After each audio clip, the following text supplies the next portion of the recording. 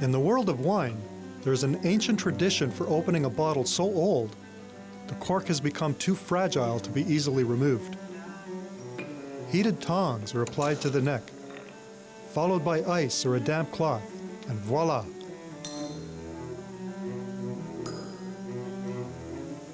Called tonging, this custom is most closely linked to one kind of wine, port. Fortified with brandy, it's sweet, strong, and savory, with an incredible ability to age. Some wines are ready to drink as soon as you buy them. Others are better after 3 or 5 years of aging. And then there's another wine that tradition has one generation buying it for the next. At least that's what I was told when I first started to learn about wine. I'm Michael Fagan. In this episode, we're going to discover one of the world's most famous wines, port.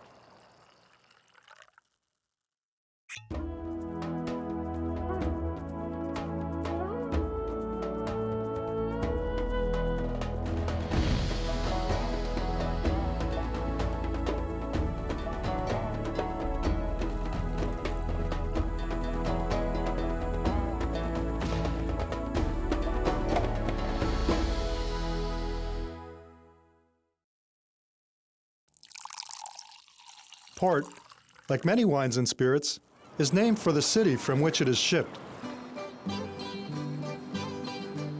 Oporto, or Porto as the locals call it, is both beautiful and ancient, with a history intrinsically linked to its most famous product. Today it is the second largest city in Portugal, playing a major role in the country's economy. The port shippers' warehouses, or lodges, reside to this day on the south side of the Douro River, called Vila Nova de Gaia. Many of these companies date back to the 17th century and are named for their British founders. The port trade is an industry that covets its traditions, and nowhere is it more evident than in this building, Factory House. Membership here is so exclusive, it's only extended to principals in the port trade who are of British descent. Rupert Symington, whose family's been in the port business for 4 generations, invited us to the club's private weekly meeting, the Wednesday lunch. The British merchants about 200-300 years ago set up trade associations around the world, and they were called factories. And this, I think, is the last surviving example of a factory house anywhere in the world. I am one of about 25 members. There's a tradition, each member puts up 10 to 15 cases of the house's most recent wine. So we do have a pretty good library of wines going back probably over 100 years. Those wines do get served up very occasionally at dinners. Tell me a little bit about the Wednesday lunch. What happens at the lunch? Wednesday lunch really is members of the trade bring their colleagues from other firms, customers, the odd journalist. And then at the end of lunch, we have a charming ceremony where we actually guess the vintage port. The treasurer selects a vintage port and then puts it on the table without telling anybody what it is, and then we all have to guess what it is, which is, tremendous fun, as you can imagine. After all these years, the Factory House still represents the British influence on the port industry today. But where did it all begin? One of the oldest port houses is Taylor, Fladgate and Yeatman, known simply as Taylor's.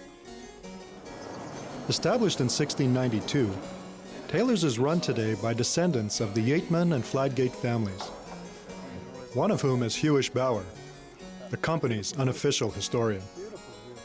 Before the middle of the 17th century, the British used to drink large quantities of wine from the old kingdom of Aquitaine, therefore Bordeaux, Bergerac, etc., in the southwest corner of France. And then Britain and France had one of the endless misunderstandings, and therefore the French forbade all trade between mainland Europe and the British Isles. So suddenly there was the most appalling thirst in the British Isles. And luckily for us, for instance, our founder had been sailing down here. He was in the wool business, So he actually knew the wine was being produced down here. Initially, the wine that these British entrepreneurs took back to England with them was a not very strong, still, dry table wine. The trouble was there that the wine had an extra day on the ocean before it got back to Britain, and it didn't travel too well. So they had the idea of adding brandy. So a lot of the world's famous fortified wines like sherry, port, Madeira, all originated that way. And I think the British acquired a taste for this rather strong, rich wine from Portugal, and the merchants started to actually settle in Oporto and build these warehouses. While British wine merchants have dominated the port business from its inception, there are many Portuguese companies that also have long, rich histories. The city of Porto is actually where the story of port ends. To find out where it begins, we have to move further east up the Douro River. That's where the grapes are grown. And the easiest way to get there is by train.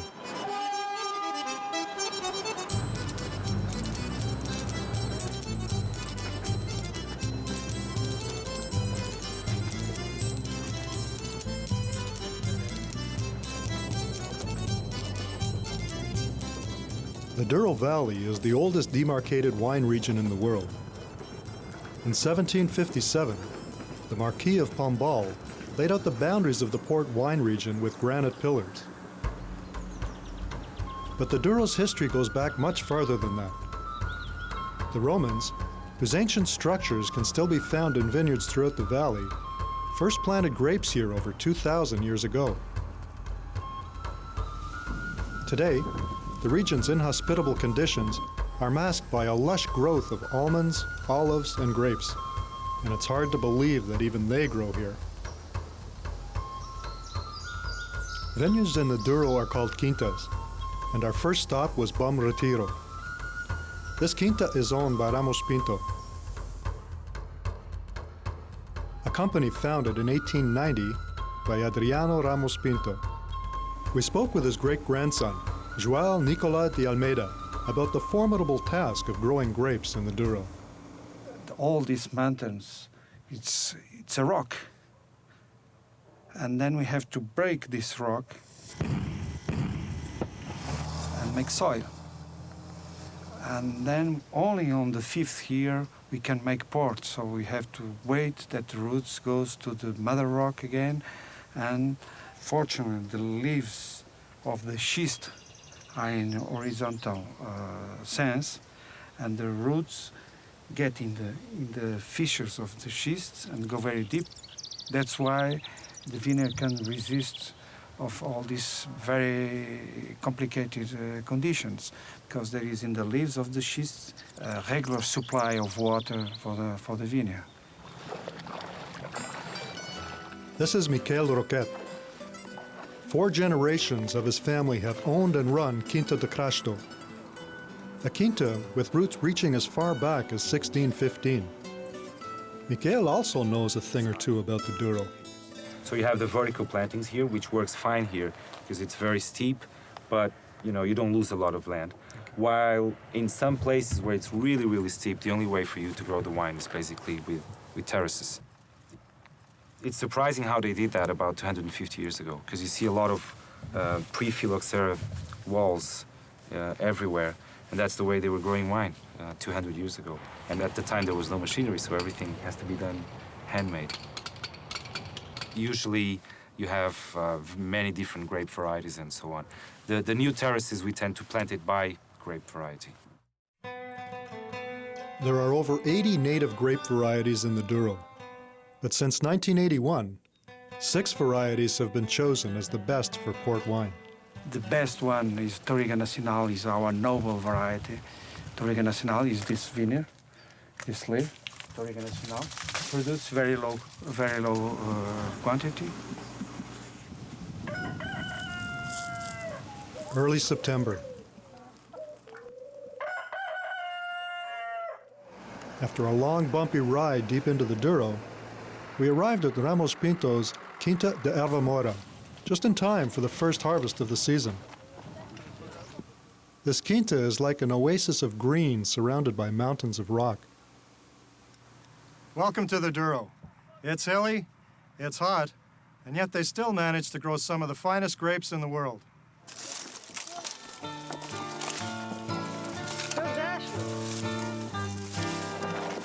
The steepness of the vineyards makes mechanization impossible, so all the work must be done by hand. And it's hard work under a scorching sun. It was 45 degrees Celsius that day. Many producers told us how increasingly difficult it is to get people to do the work. Like anywhere else, people don't want to work the traditional, agriculture. They don't want to necessarily live in places where they don't have color TV or, cinemas. And it's harder and harder to find people to work the agricultural side of the port trade.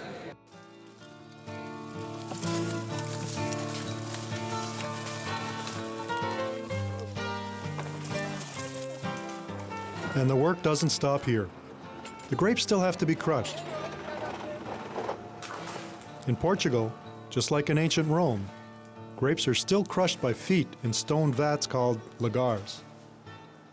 Some people think it's folklore or is something for the tourists, but in fact it's still the best way to extract the maximum quality from the skin without spoiling the skin.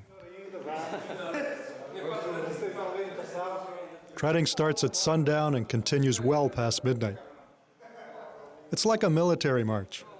And as you can see, they'll let just about anybody do it, as long as you wash your feet. Usually, after a few hours of marching, music is brought in and the dancing begins.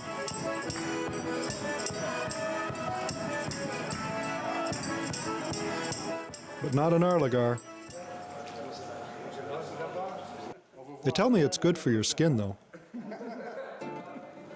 Unfortunately, there are just not enough people to crush all port wine grapes by foot. Another technique is auto-vinification. Here, the carbon dioxide released naturally during fermentation is used to crush the grapes, somewhat like a percolator. A third method that uses robotic feet to simulate foot treading has just recently been developed as well.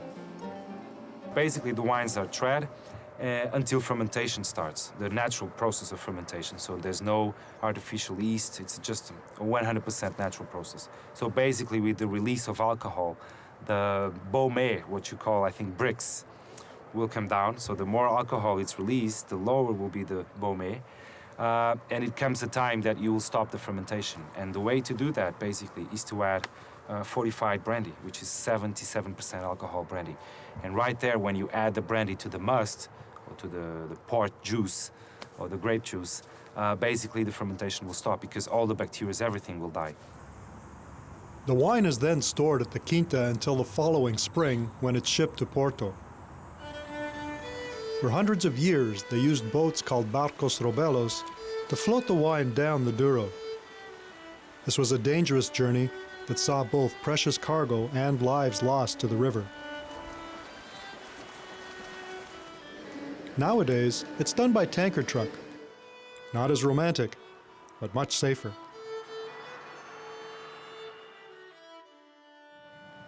It's 120 kilometers up the Douro River where port is born.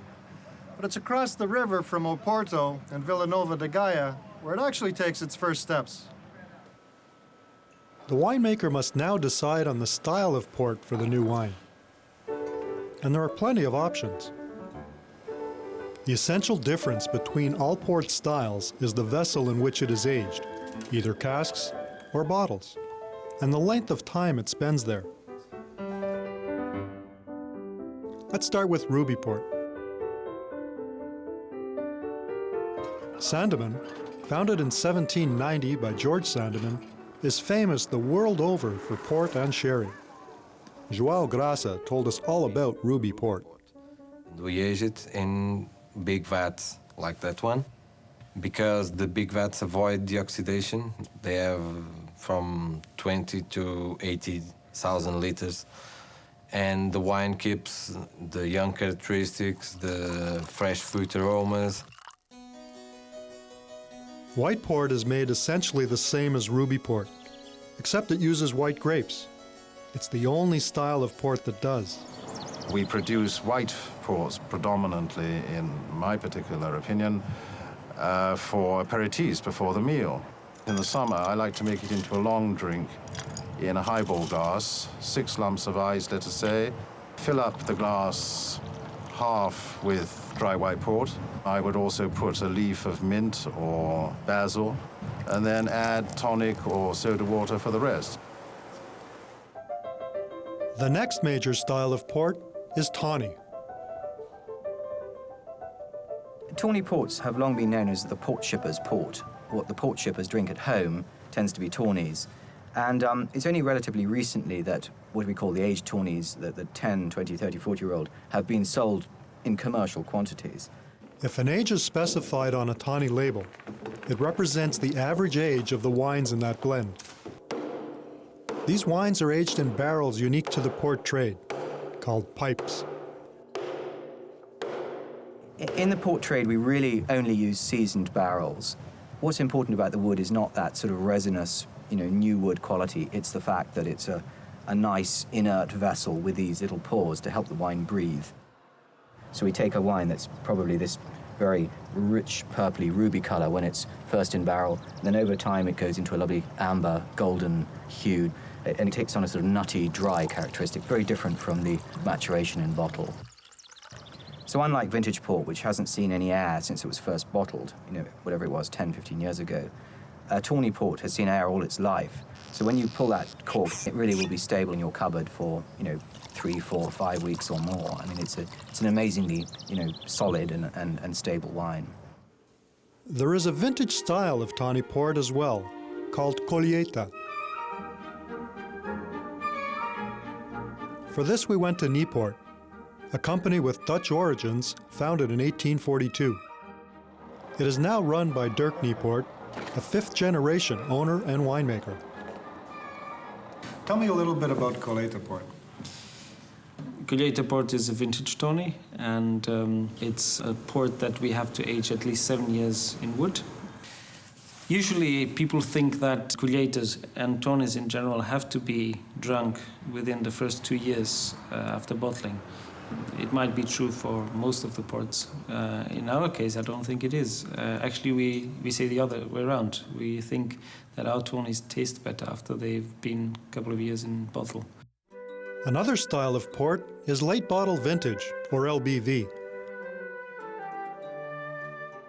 Nicholas Heath from Fonseca cleared up a few questions we had about this style. That's right. And what's the significance for late bottle vintage? Yes, it's a curious name, late bottle vintage. What does it mean? Does it mean bottled at 11 o'clock at night or bottled too late? In fact, what it means is bottled later than vintage port. Vintage port, as you know, is bottled after 2 years in the wood, and it continues to age in the bottle. Late bottle vintage stays in the wood for between 4 and 6 years, so it has more wood age than vintage port does. Now, I guess one of the other advantages of late bottle vintage is you're getting some of the characteristics of a vintage port without having the expense of purchasing and waiting for something to age? Yes, that's right. Late bottle vintage is excellent value for money, but one of the big advantages is that it doesn't need any special handling. You don't have to decant the wine. You don't have to worry about how long you're going to cellar it, because it doesn't need any cellaring. You can just pour it straight from the bottle, enjoy the glass, put the cork back in the bottle, and have another glass 10 days later, and the wine will be in perfect condition. And that brings us to vintage port. Delicious, expensive, and port's most famous style. Port wine was born as a tawny, and then vintage was an English creation for this style. And the vintage is declared when it's a good year, very good year. It's from the best part of our vineyards, and the vintage is from just 1 year, as a date in the label, and age 2 years in barrels, and is bottled on the 2nd year. In order to be called vintage port, the producer must first send a sample of their wine to the IVP. This is the regulatory body that controls the quality of all port wine. They have the final say on whether or not a single wine or an entire year will be declared vintage.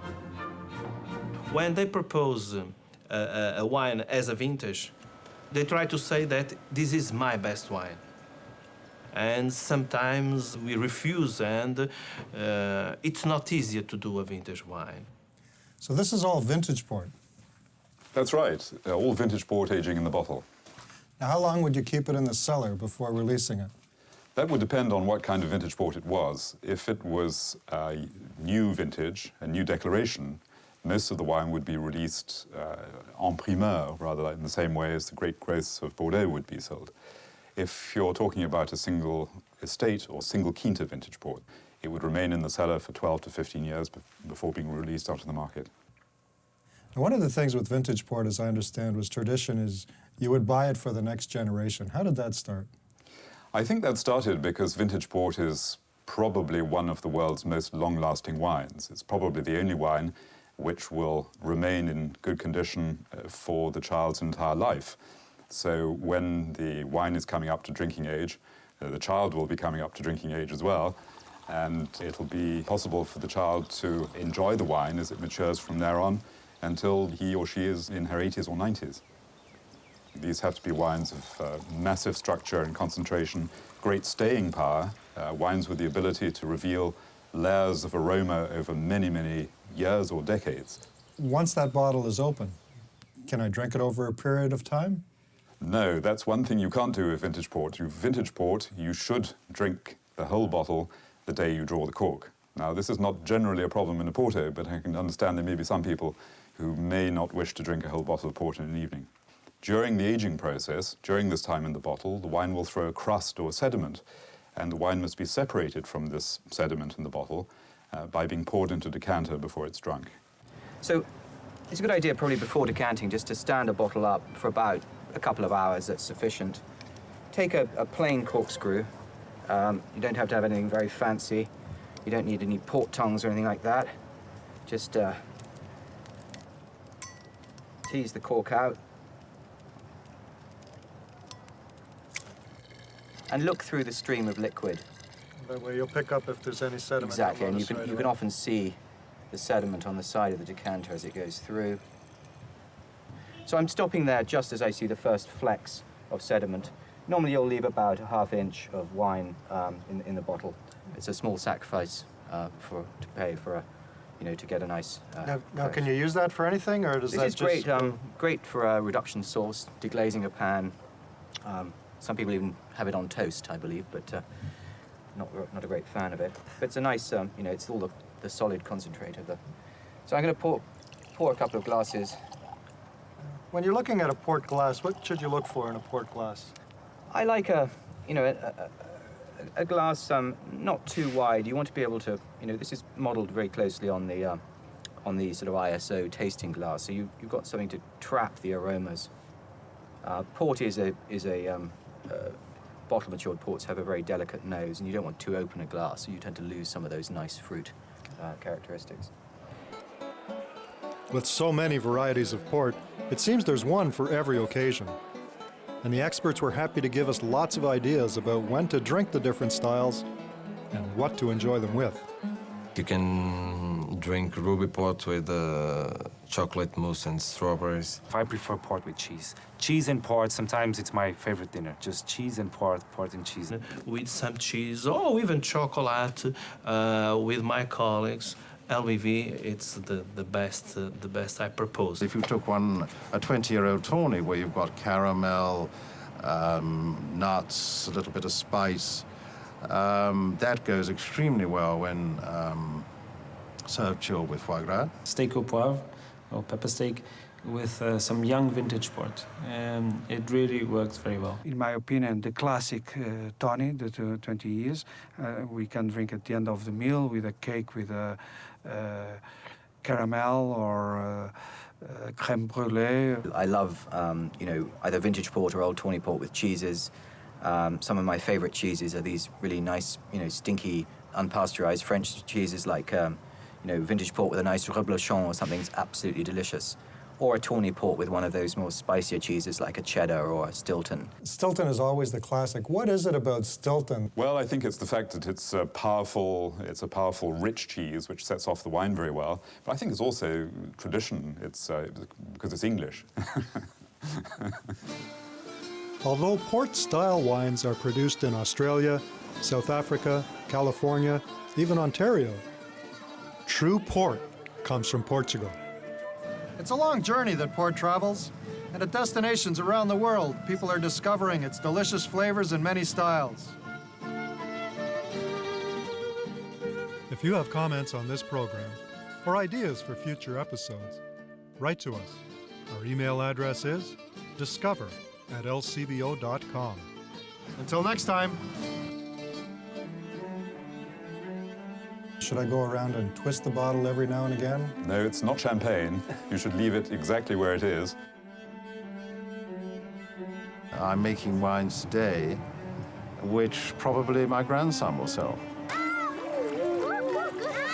But I think the wonderful thing about port is it's unique in the world. There really isn't anything like it. And it does, I think of any wine in the world, including all table wines, it probably gives you more flavor per glass than just about any other wine in the world.